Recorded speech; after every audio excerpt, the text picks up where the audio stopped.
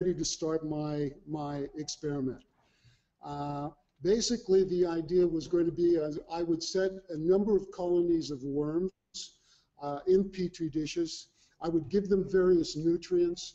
Part of the stress aspect of the biological aspect of shutting down a number of nature's key elements, and which gives creatures longevity, was caloric restriction. Maybe you've heard of it. You reduce your calories and you live longer.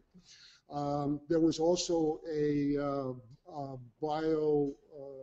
bacteria called rapamycin that also had this same effect.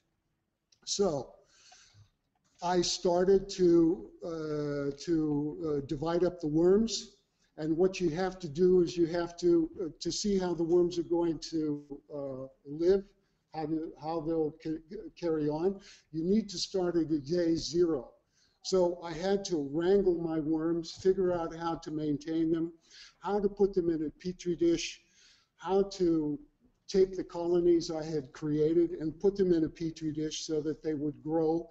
And I could start at day 0. I could add nutrients. I could restrict calories to the worms and see who was going to go on this race to immortality, to worm longevity. So here was a picture of me doing this. These are microscopic earthworms. They're about the size of an eyelash. So it's very difficult to do. Eventually, I had taken the worms and moved them over to other Petri dishes. But out of the 20 Petri dishes I did, only 3 took.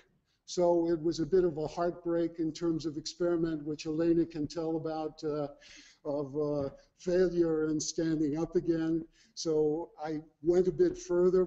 I had only used half the worms I had that the scientists had donated to me. So I started again with the experiment. And what I did was then I started to look at more detail about what would happen with experiments and whether or not that this experiment in longevity could be duplicated. I started reading some information on the web on the websites, and there was a paper called "Why Most Research Findings Are False." And this guy, John Ioannidis, had conducted experiments trying to duplicate, using results of people trying to duplicate